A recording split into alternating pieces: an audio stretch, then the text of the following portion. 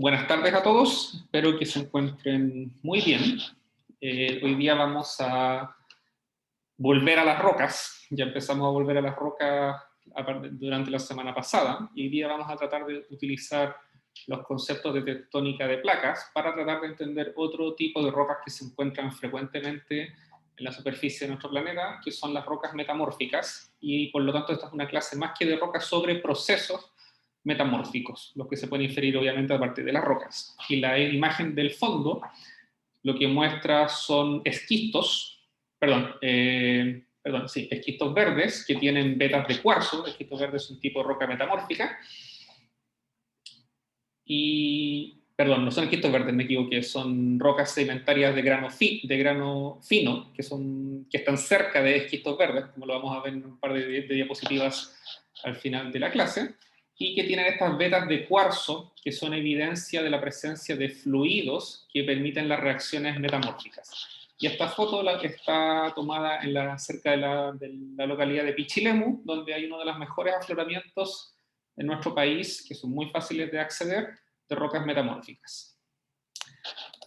Entonces, ¿por qué es el metamorfismo y por qué ocurre? El metamorfismo se refiere a los cambios mineralógicos y texturales que ocurren en las rocas como consecuencia de las condiciones cambiantes de presión y temperatura que se observan, que ocurren cuando alguna roca, ya sea una roca sedimentaria, una roca volcánica o un intrusivo, cambia sus condiciones de presión y temperatura respecto a las condiciones en las cuales se forman.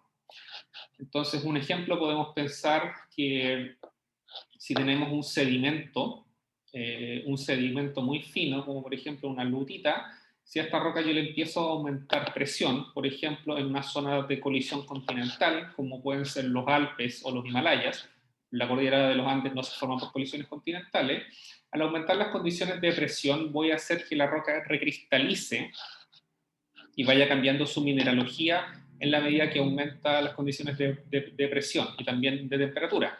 Y por lo tanto eso resulta en un completo cambio mineralógico y textural en las rocas. En general, el aumento del grado de metamorfismo hace que se formen cristales cada vez más grandes, principalmente por las condiciones, por el aumento de la condición de presión, lo que tiende a compactar los granos más finos. Entonces, son un conjunto importante de rocas que se observan en una variedad de ambientes tectónicos. ¿Y por qué nos importan? Bueno, por una variedad de razones que algunos de ustedes yo creo que ya pueden imaginarse. Algunos depósitos minerales se producen por la presencia de rocas metamórficas, por ejemplo, cuando las calizas son recocidas, y eso se llama metamorfismo de contacto por la intrusión de un cuerpo ígneo. Estos depósitos minerales también producen gemas, como las que se observan en estas figuras, en estas fotos, y también, desde un punto de vista más científico, las rocas metamórficas nos permiten reconstruir temperaturas pasadas, presiones y patrones de esfuerzos, de fuerzas tectónicas, y eso nos permite reconstruir la actividad geológica pasada, principalmente cuando uno ve rocas metamórficas como estas, donde uno ve que los los minerales están completamente alineados respecto a la condición original, precisamente por la presencia de esfuerzos tectónicos. Entonces, el metamorfismo ocurre en general asociado con aumento de la temperatura, y eso es lo que muestra esta ecuación muy simple, en el cual la tasa, perdón, me equivoqué, en el cual la tasa de metamorfismo es proporcional a la velocidad de una reacción química, que en este caso va a ser proporcional a la tasa del metamorfismo, es una función en general de la temperatura y es una función en general de la temperatura. Cuando uno observa donde T es la temperatura, E es una energía de barrera y R es una constante de gases. Estas son ecuaciones más bien de tipo empírico, se conocen como las ecuaciones de Arrhenius, que se observan en una variedad de procesos geológicos, y creo que acá se me... A ver, espérenme un poco. Por alguna razón no salió la figura. A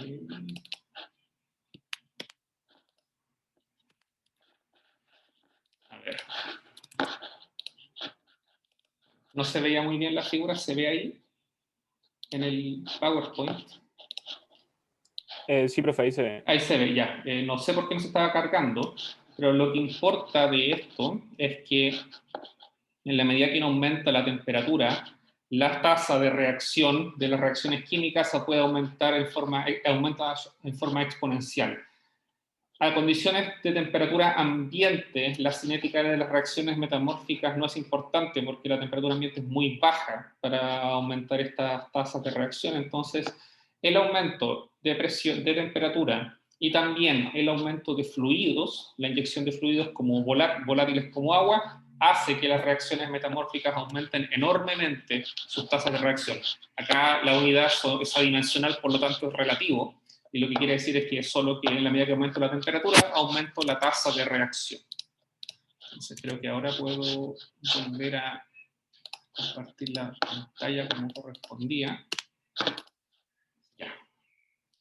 Entonces, ¿qué es lo que sucede cuando los minerales en general en una roca pueden coexistir en un estado que se le puede llamar metastable y que no está en equilibrio con las temperaturas de la superficie de la Tierra?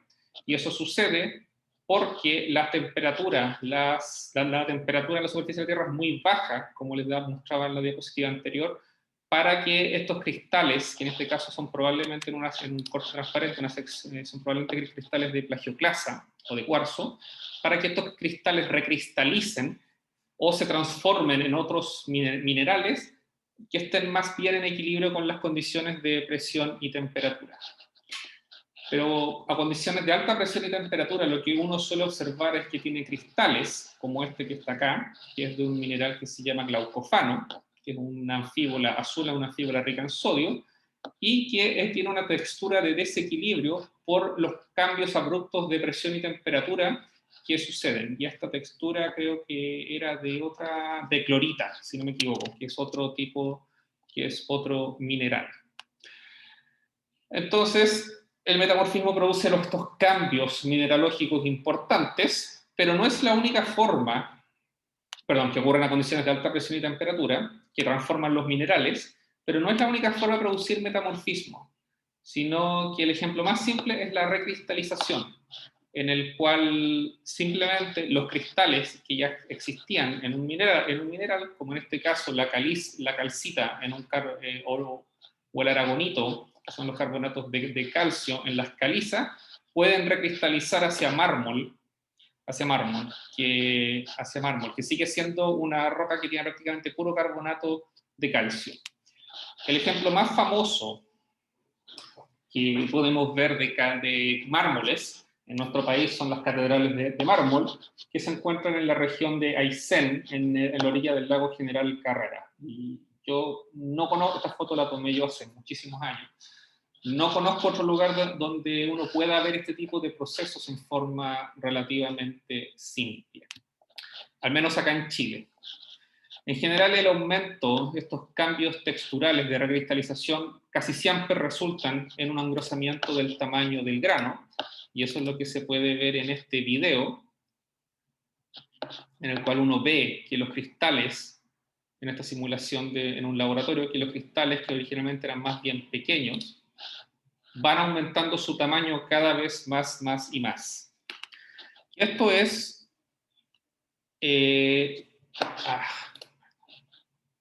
Y esto ocurre básicamente debido a que los átomos, en la superficie de una sustancia están en un ambiente diferente a los del interior. Entonces, por lo que se llaman conceptos de energía de superficies, hay un exceso de energía en la superficie. La disminución entre el área de superficie y el volumen disminuye con el aumento del tamaño del grano. En consecuencia, aumentar el tamaño de los cristales reduce la energía interfacial en relación con otro tipo de energías. Entonces se hace desde un punto de vista mecánico más eficiente reducir el tamaño del grano cuando estos minerales recristalizan. Como muchos conocemos, los mármoles son muy famosos para realizar las estatuas del periodo romana. Este proceso de recristalización se denomina annealing, recocido, y hace que también las rocas sean mucho más duras y más resistentes. La caliza, bueno, por la pandemia no han podido trabajar con muestras de laboratorio de caliza, pero la caliza es una roca que se raya muy fácilmente, uno la puede rayar con un cuchillo común y corriente. Pero el equivalente metamórfico, que es el mármol, es muchísimo más duro, y eso está por estos procesos de annealing que hacen que los cristales crezcan en tamaño. En general, el factor principal a primer orden, así siendo bien, hablando de procesos que ocurren como en promedio, sin pensar en ningún caso específico, es la presión. Y la presión, que es el aumento de la carga que se produce por enterramiento de las rocas, pueden pensar que tengo una roca volcánica o una roca sedimentaria, y esa roca la voy a empezar a enterrar tras millones de años, por aumento por ejemplo, por el aumento de más carga sedimentaria, que se traduce en un aumento en la carga, en el esfuerzo vertical que uno realiza sobre las rocas.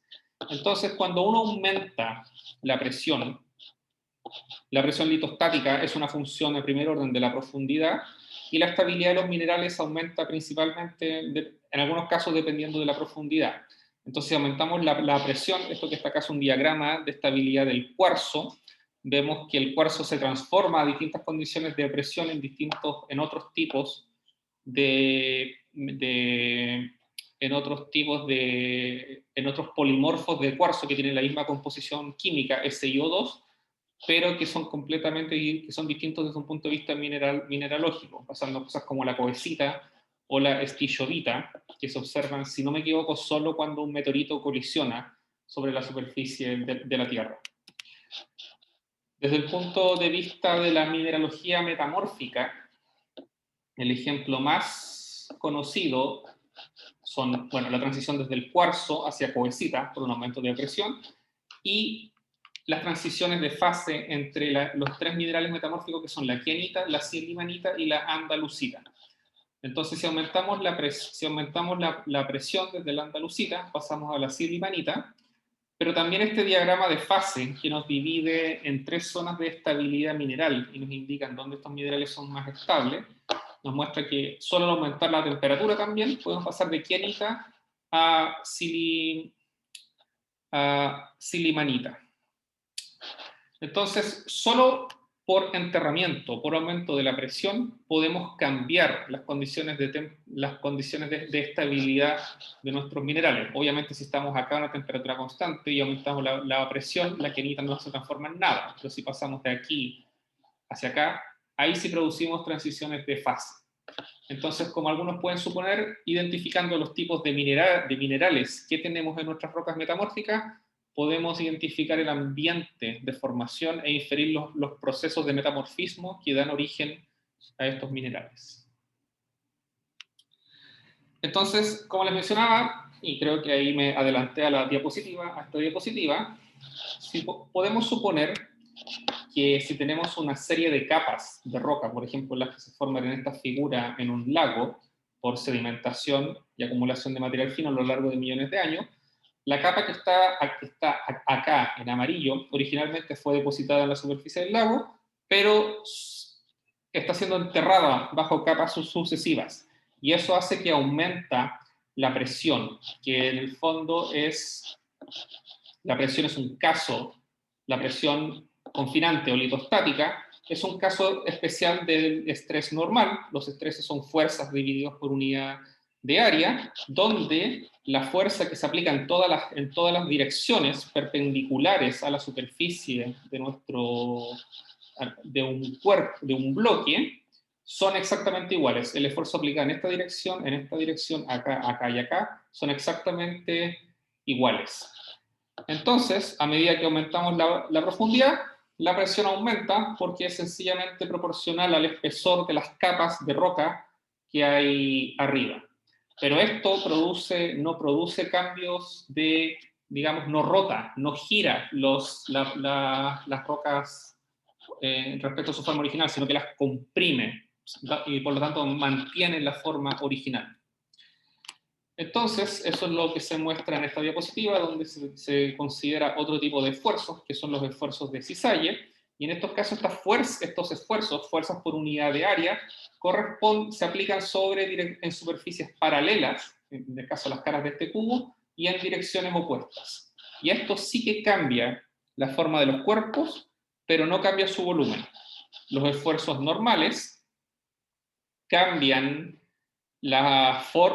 cambian el volumen, pero no la forma de los cuerpos, a menos que estos esfuerzos sean distintos en las distintas direcciones. Cuando era la presión, no cambia la forma del cuerpo, pero si son esfuerzos diferenciales en los cuales, por ejemplo, la componente horizontal es mayor que la componente vertical, ahí sí cambia la forma y el volumen.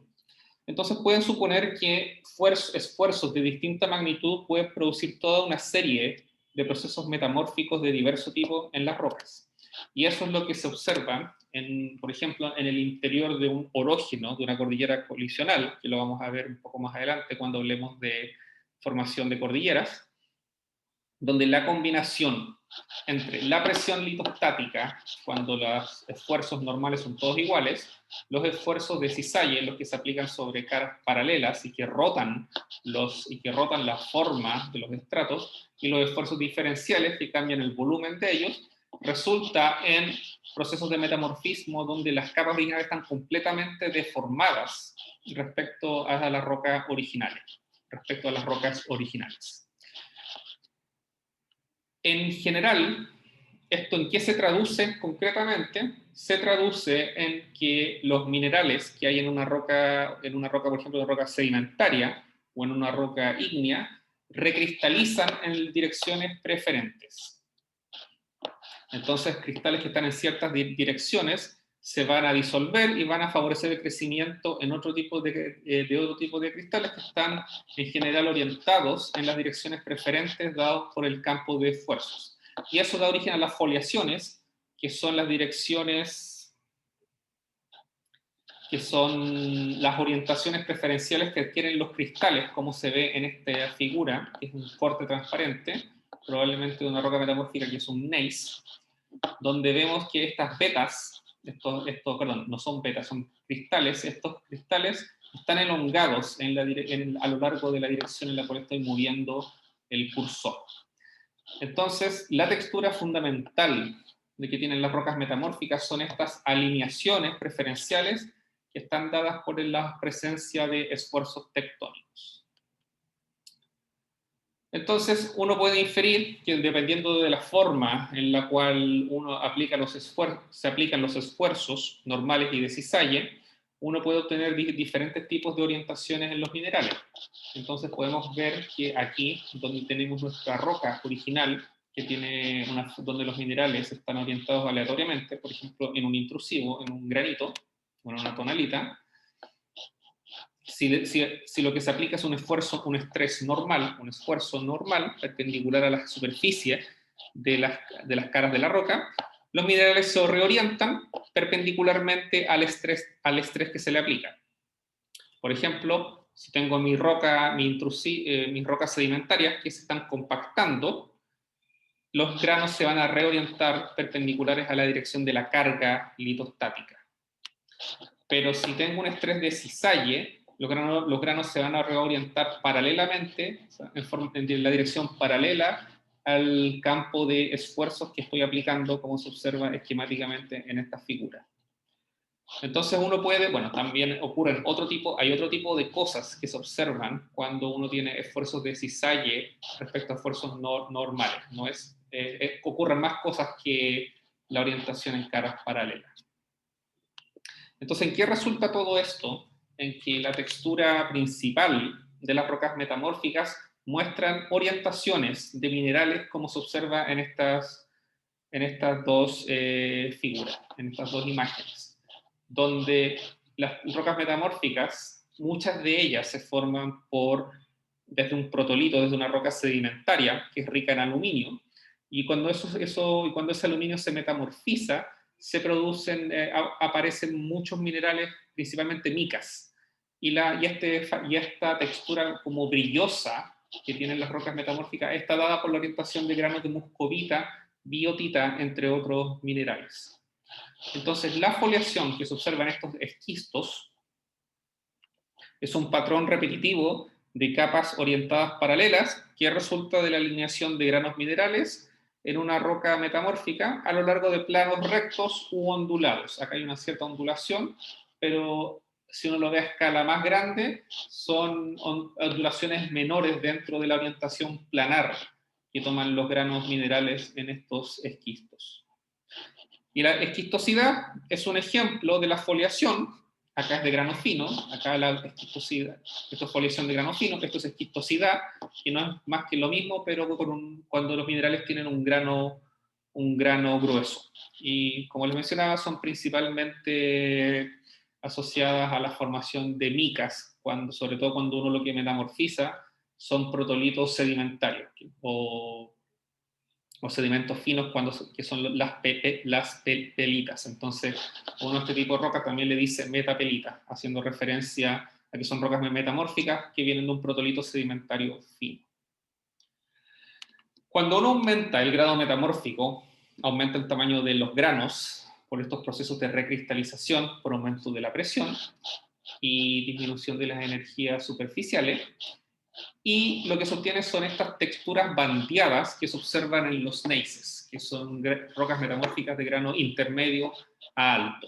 Los más espectaculares cuando uno ve rocas metamórficas en un afloramiento son estas cosas que se ven acá, estas pliegues, donde la presión además hace que las rocas que se observen bandas blancas, estas que están acá, que se llaman que son de composición más bien félsica, cuarzos de plagioclasa granos de plagioclasa y de feldespatos potásicos, y que se segregan respecto a las bandas de color negro más oscuras que se observan acá, que son de composición más bien máfica. Yo creo que nunca he visto, o sí, en algunos lugares de la carretera austral, donde hay hartas rocas metamórficas, se observan cosas de este tipo, pero en este momento no se me ocurre ninguno en particular. Bueno, no importa. Como les decía, las bandas minerales, las claras de cuarzo y feldespato potásico y los oscuros de micas y anfíboles, de composición más bien máfica, son un resultado de minimizar la energía libre. La nucleación de estos cristales requiere menos de energía cuando el cristal nuevo se nuclea, crece sobre un cristal existente del mismo tipo. Entonces, por lo tanto, las las nuevas micas crecen sobre micas viejas, el cuarzo nuevo crece sobre el cuarzo viejo. Entonces, ¿cómo se ve la formación del bandeamiento que se observa tan tradicionalmente en las rocas metamórficas? Esta es una figura que muestra probablemente lo que es un granito, feldespato potásico, plagioclasa, cuarzo, que es más bien transparente, y cristales de granos ferromagnesianos, de minerales como la biotita. Entonces uno puede ver que al aumentar la presión, los granos se van a tender a reorientar, algunos tienden a haber una cierta segregación en bandas, como se observa claramente acá, por aumento de la presión, y lo que obtiene es la textura que tan tradicionalmente, estas texturas bandeadas que se observan en todo tipo de rocas metamórficas. Pero además, hay las texturas, las rocas metamórficas también tienen cristales más grandes, no son únicamente producto de un bandeamiento por la reorientación de los minerales que ya existentes. Y un ejemplo de ello es lo que se llama la textura porfiroblástica, donde estos son minerales rojos, estos cristales rojos son de un mineral que se llama granate, que es un mineral metamórfico de alta presión, y por lo tanto es indicador de ambientes de muy alta presión, por ejemplo, bajo una cordillera. Y estos cristales crecen son una consecuencia de la alta energía química necesaria para la nucleación de estos cristales. Entonces, estos crecen cuando la energía para nuclear estos cristales es alta. Eso también va a depender un poco de las condiciones de presión y temperatura, sobre todo de presión a los cuales se encuentren el protolito antes de transformarse en una roca metamórfica.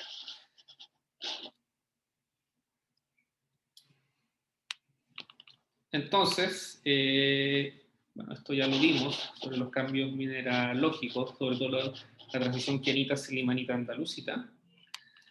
Otro factor que es muy importante es la presencia de agua en las reacciones para el aumento, que lo que facilita la presencia de reacciones metamórficas. El metamorfismo casi siempre ocurre en presencia de agua y de fluidos, y la presencia de fluidos se infiere por la distribución de estas betas. Esta es prácticamente la misma foto que les mostré en la primera diapositiva, en Pichilemu, y estas betas de cuarzo son presencia de fracturas que fueron rellenadas por fluidos que eran ricos en sílice. Y la presencia de estas fracturas sugiere, perdón, de estas betas que están completamente deformadas por la presencia de esfuerzos tectónicos, indican que los procesos de metamorfismo ocurren en la presencia de fluidos. Y eso es porque la difusión, el transporte, el flujo de elementos químicos que permiten que los minerales, que se formen nuevos minerales, es muy lento en sólidos, pero es muchísimo más rápido en presencia de volátiles. Entonces, ellos facilitan el movimiento de los distintos elementos químicos en las rocas. Y un ejemplo de una transiciones de fase, de reacciones químicas que ocurren en presencia de agua, es cuando uno tiene enstatita, que es un piroxeno, lo mezcla con cuarzo y agua y da origen a talco, que es un mineral metamórfico bastante común, o la presencia cuando uno tiene plagioclasa, dióxido, que es otro piroxeno, hematita, un óxido de hierro más agua, da origen a epidota, que es un mineral metamórfico indicador de bajo grado, y enstatita, que es el mismo piroxeno que les mencioné anteriormente. Entonces, las reacciones metamórficas ocurren en presencia de agua. Pero a temperatura más alta, estos minerales hidratados, que tienen agua como un ion OH, recordemos que no es que haya H2O, sino que la presencia de agua se infiere por el ion OH, que se observa, que está descrito en esta parte. A temperatura más alta, uno puede inferir que estos minerales hidratados se van a descomponer. Y una descomposición que se observa es cuando uno tiene un mineral como la pirofilita, que tiene el ion OH, y en presencia de un aumento de temperatura, se va a formar cuarzo, kyanita, este mineral metamórfico de alta presión, de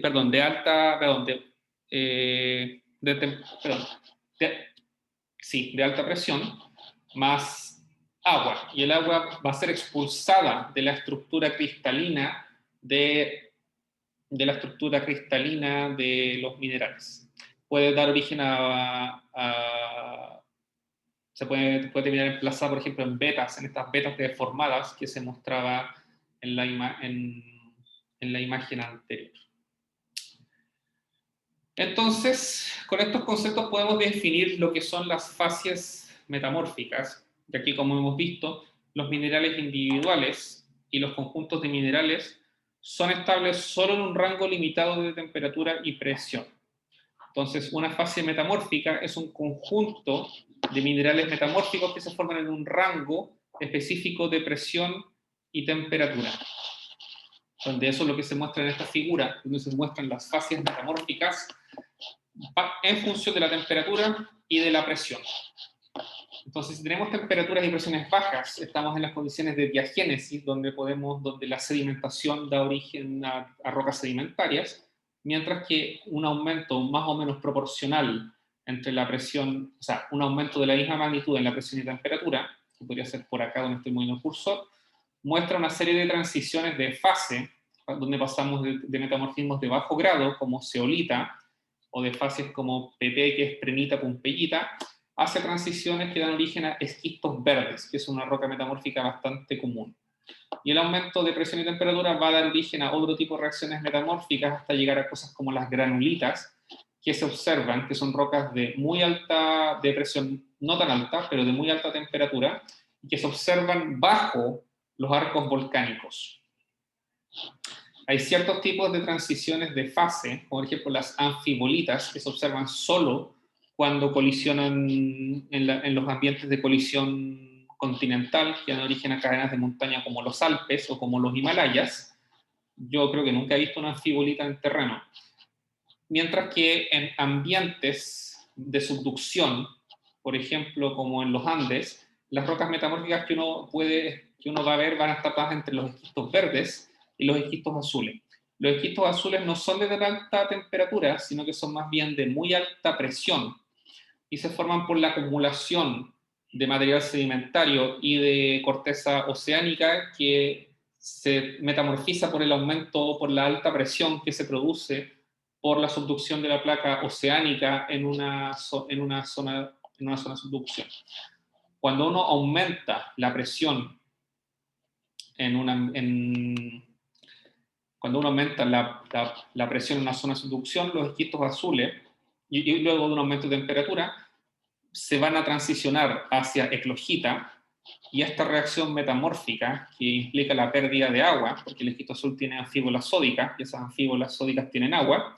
Cuando se pierde el agua, esa es el agua que en las clases anteriores habíamos visto que baja la temperatura de fusión y da origen al volcanismo en zonas de subducción.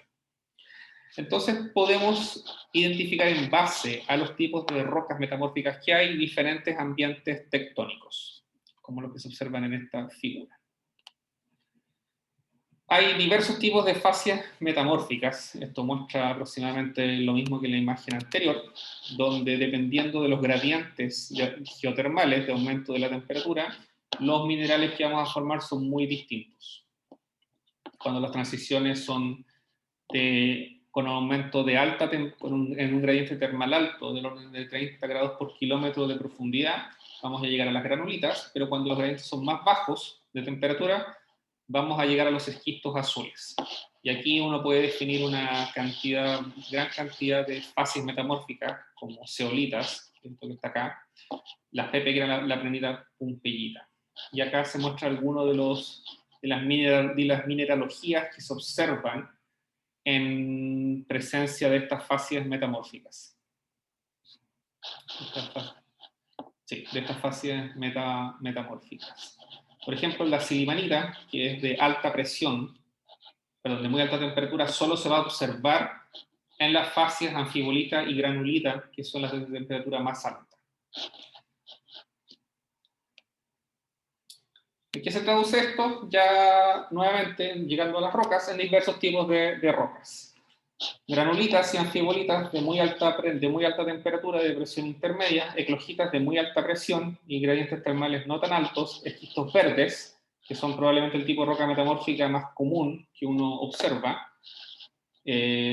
con condiciones de presión y temperatura intermedia, esquistos azules, muy alta presión, temperatura no tan alta, y zeolitas, que son estos minerales más bien blanquecinos, que al menos en una imagen no son muy distintivos respecto a otros minerales de color blanco como el cuarzo o la plagioclasa, sino que uno tiene que verlos en una muestra de mar. O estas cosas que se llaman hornfells, que son rocas metamórficas por aumento de temperatura y se forman en zonas de metamorfismo de contacto cuando uno ingresa un plutón, por ejemplo, cuando se intruye un plutón alrededor de rocas, se intruye un plutón, por ejemplo, en zonas donde hay rocas sedimentarias. Básicamente, cualquier tipo de roca se puede metamorfizar, puede sufrir procesos de metamorfismo, y eso es lo que se muestra, por ejemplo, acá, donde en las dorsales oceánicas hay rocas metamórficas. Sabemos que nuestro basalto, que les he mostrado a lo largo de todo el curso, tiene vidrio, tiene olimino, plagioclasa, esto es un piroxeno, y tiene óxidos de hierro, y dependiendo del tipo de metamorfismo que obtenga, dependiendo de en qué condiciones de presión y temperatura metamorfizo y deformo este basalto de una corteza oceánica, puedo obtener diversos tipos de minerales, donde estos son de baja temperatura y temperatura son de bajo grado, esquisto verde, se llama esquisto verde porque tiene minerales verdes como la clorita, y la epidota son de grado más bien intermedio, y cuando el metamorfismo es de muy alto grado, obtenemos nuestra anfibolitas. Sí. En las dorsales ustedes pueden pensar por qué se metamorfizan las rocas. Bueno, la razón principal es porque hay fracturas, y por esas fracturas ingresa agua agua de mar. Entonces, por lo tanto, cambian las condiciones, el aumento de fluidos aumenta la cinética de las reacciones. Entonces, nuevamente, aquí tenemos, entrando ya más en cosas más de clasificación empírica de rocas, vemos que al aumentar el grado de metamorfismo, como ya hemos visto a lo largo de la clase, aumentamos bastante aumentamos el grano de las rocas, donde la roca más común que uno observa es el esquisto. Entonces, estas son todas rocas foliadas que tienen foliaciones. Recordemos que en el esquisto la foliación se denomina esquistosidad. El tamaño del grano se hace cada vez más grueso en la medida que aumenta el grado metamórfico. Y este patrón más bien como brilloso que tienen los esquistos, como les dije antes, es por la presencia de granos de muscovita y de biotita. Esto muestra aproximadamente lo mismo, donde empezamos con una roca sedimentaria, como una lutita o una arenisca. Se suele formar un clivaje en la medida que aumento el grado metamórfico cuando tenemos rocas metamórficas de bajo grado, como pizarras y metarenisca. Los granos que ya se están reorientando, como se observa acá, a medida que aumento el grado de metamorfismo, empiezan a recristalizar y se empiezan a producir reorientaciones de otras, por ejemplo, cuando hay vetas que tienen, por ejemplo, en este caso originalmente cuarzo. Cuando estas vetas con cuarzo se metamorfizan, también dan origen a fragmentos que son cuarcita, granos de cuarzo de muy alto grado, y en la medida que aumento el grado metamórfico, la estructura cambia completamente y aumenta cada vez más el tamaño del grano hasta llegar al caso de los gneisses de alto grado. En general hay una serie de transición de minerales. Los minerales no son en general una gran cantidad de minerales, sino que empezamos con arcillas, que son los minerales más comunes en rocas sedimentarias, sobre todo cuando son detríticas, como las lutitas y las areniscas. Formamos clorita, que es el mineral indicador del bajo grado, también junto a la epidota. El aumento del grado da origen también a mica blanca, cuarzo, pero como vemos el cuarzo aparece en todas las rocas metamórficas, así que en verdad no es un indicador de muchas cosas. Y la presencia de que ya estamos en un grado metamórfico más alto está dado por minerales de alta presión y temperatura como el granate, la estaurolita y la silimanita. Entonces, hay minerales que son indicadores como el granate y minerales que no son indicadores del metamorfismo como el cuarzo. Así que la presencia de cuarzo o de bandas blancas a priori por sí solas no dice mucho del grado metamórfico de las rocas. Esto es un poco más de lo mismo, donde vemos que al aumentar la presión hacia abajo y la temperatura hacia la derecha, cambia la textura de las rocas, y principalmente cuando tenemos cosas de muy alta temperatura y presión, el grano es cada vez más alto.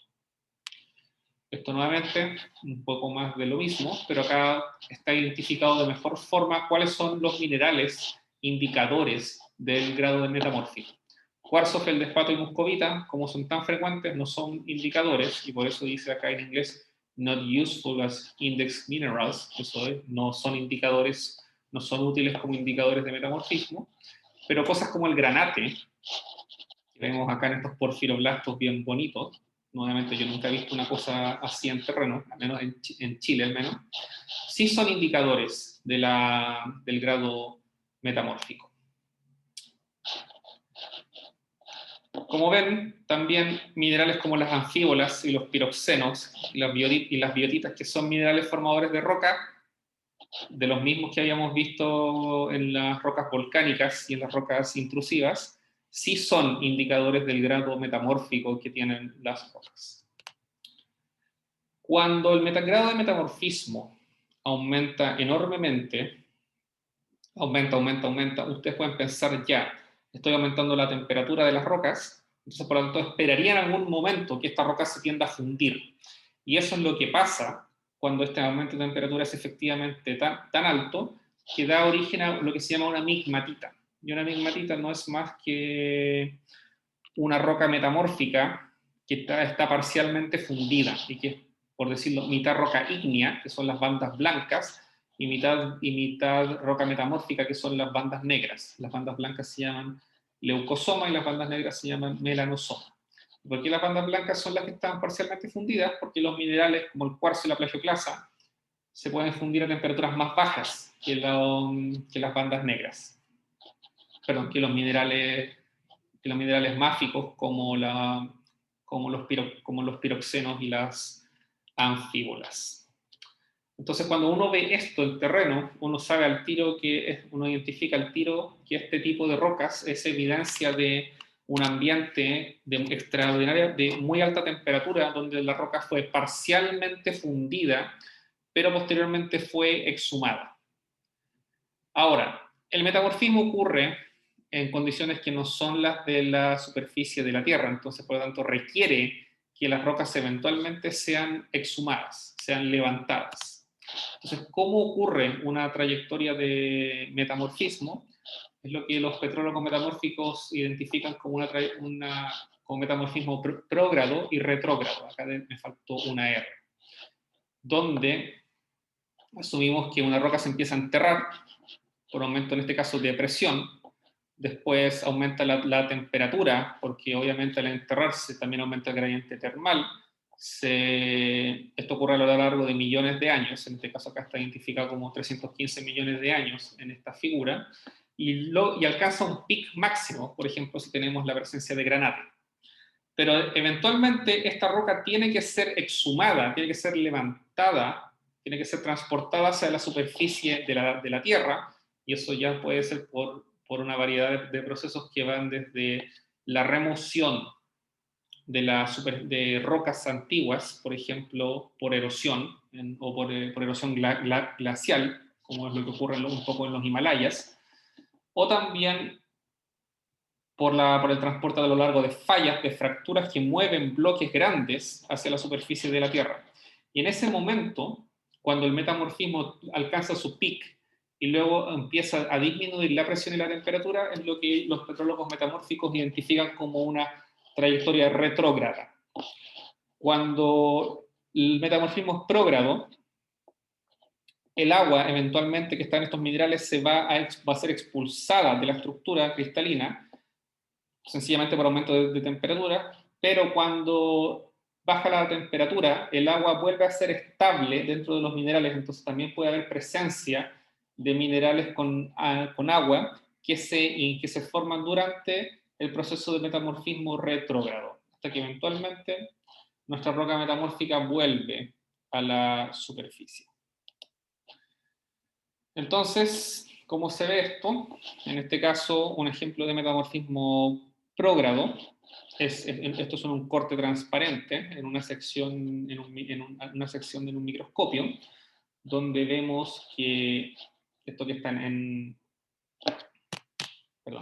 lo que está en rojo es un granate que está reemplazando a la biotita, que es esta cosa que está en azul.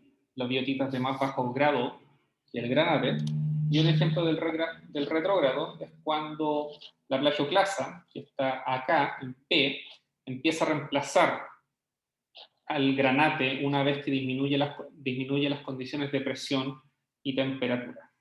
Entonces, como algunos quizás infieran, si uno ve los minerales metamórficos en un microscopio, uno puede obtener una gran cantidad de información sobre las condiciones de presión y temperatura a la que se forman, sobre todo cuando uno identifica minerales que se forman a estas distintas condiciones de presión y temperatura, y eso es lo que en petrología metamórfica estudian las técnicas de geotermometría y geobarometría.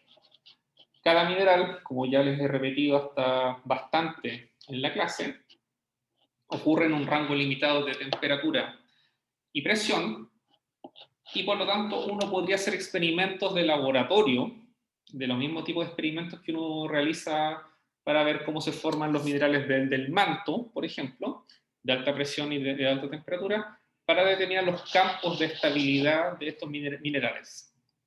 Y estos tipos de técnicas de geotermometría y geobarometría son muy utilizadas en el estudio de rocas, metamórficas.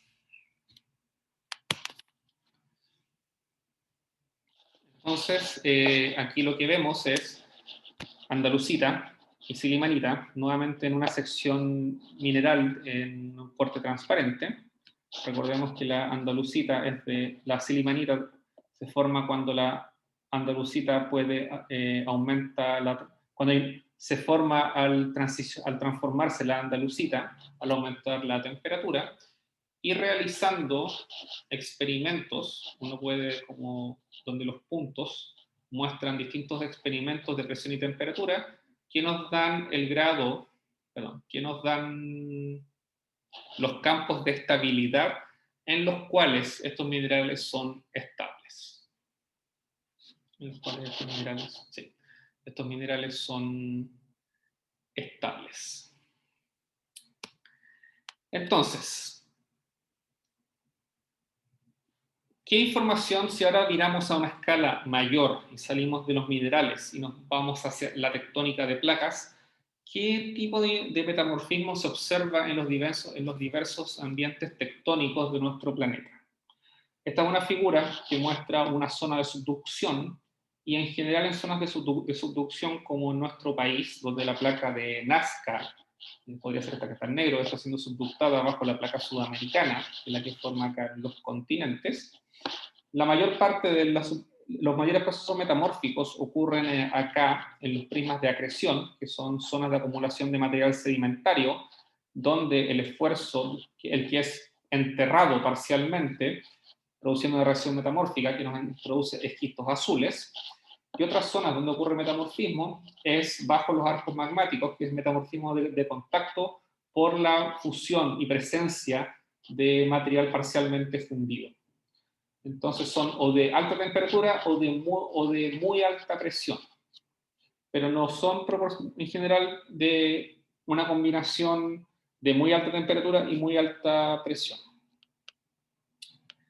Un ejemplo distinto es esta figura, que es la que les mostré en la primera diapositiva, que lo que muestra es el tipo de ambientes en el cual se forman cadenas de montaña como los Himalayas o como los Alpes, donde vemos que hay una transición desde rocas metamórficas de muy bajo grado como pizarra, a rocas como esquisto, a rocas como neises, en la medida que aumento la zona en la cual, en la medida en que el material está siendo enterrado a condiciones cada vez de más alta presión y temperatura, hasta que se forman migmatitas de rocas parcialmente fundidas.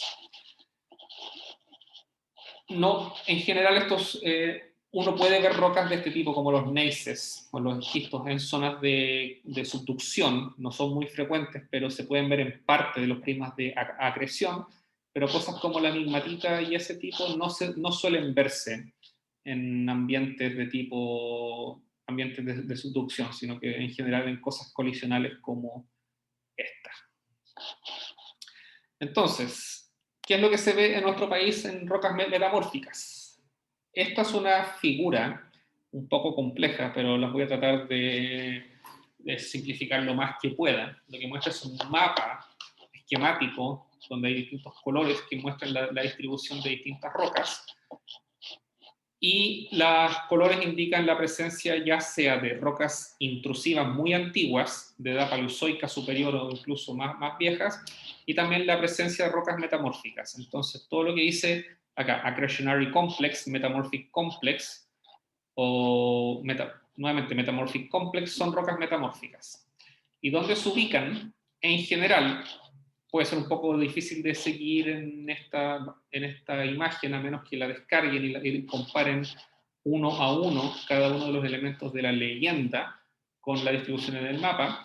Encontramos que hay rocas metamórficas en la cordillera de la costa del norte de Chile, en la cordillera de la costa y del centro-sur de Chile, no encontramos rocas metamórficas a lo largo en el eje de la cordillera de los Andes, excepto en zonas muy pequeñas como acá o acá, que son rocas metamórficas muy antiguas.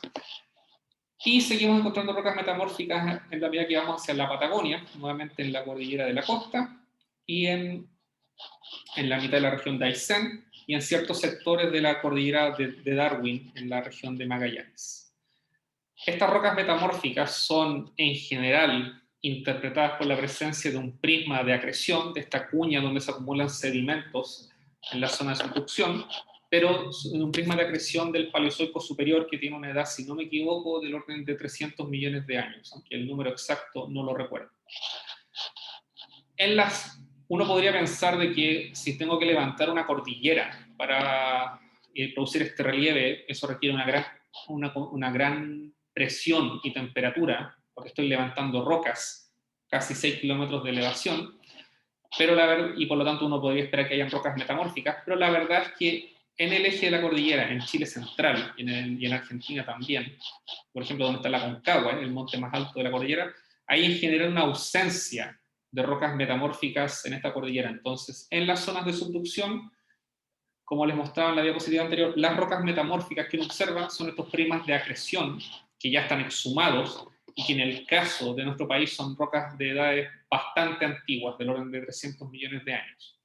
Si uno va a los Alpes o a los Himalayas, estas rocas metamórficas son de edades mucho más jóvenes y mucho más del orden de 50 millones de años, incluso menos.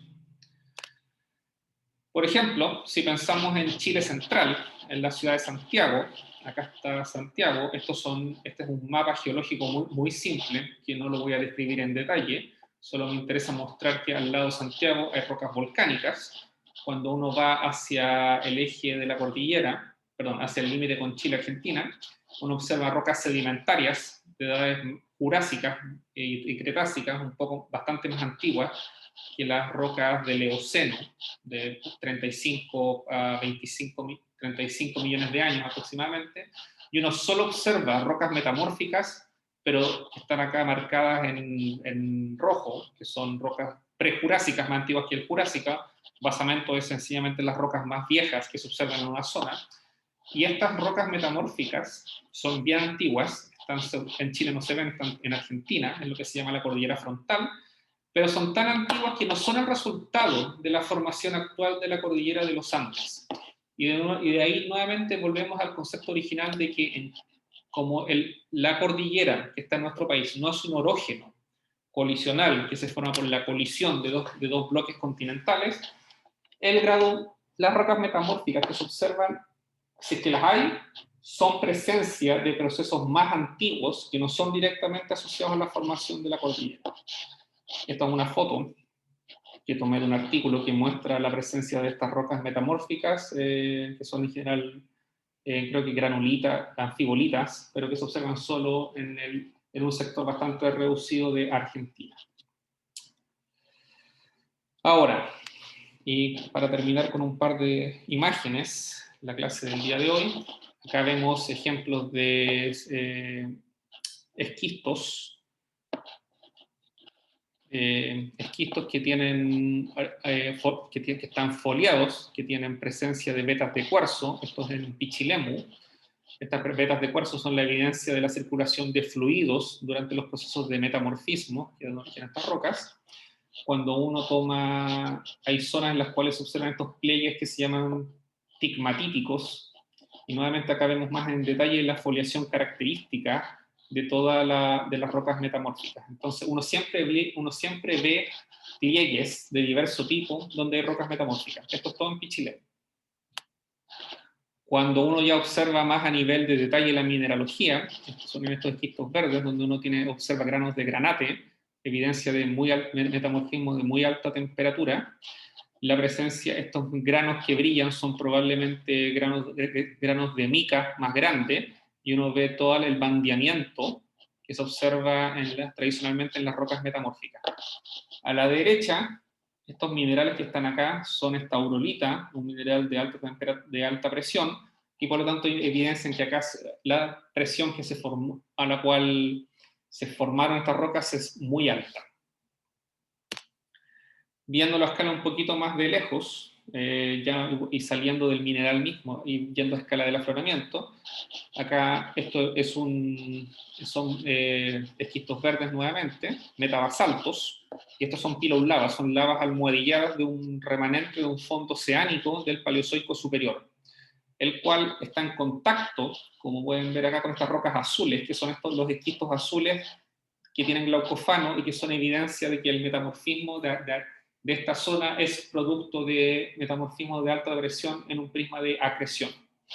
Uno ve capas que se alternan de esquistos verdes, esquistos azules, entonces, y eso es evidencia de que en este prisma de acreción el metamorfismo es bastante complejo. Cuando uno ve todo este tipo de estructuras bandeadas, como las que se observan acá, estas son capas blancas de cuarzo y de plagioclasa. Estas, como les dije, no son indicadoras del grado metamórfico, entonces, por lo tanto, solo dicen que hay metamorfismo, nada más, pero no te permiten determinar ni la presión ni la temperatura a la cual se forma.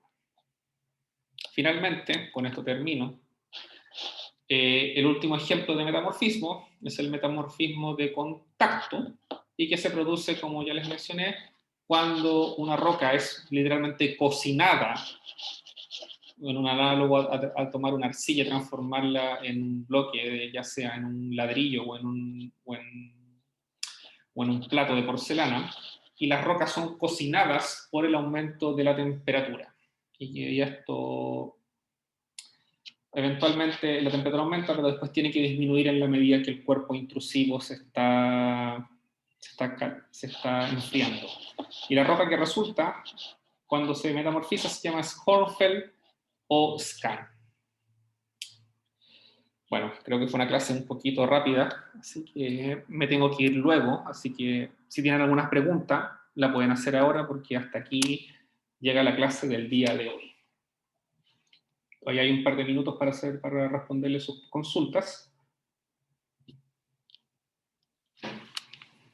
Si tienen consultas, las pueden hacer.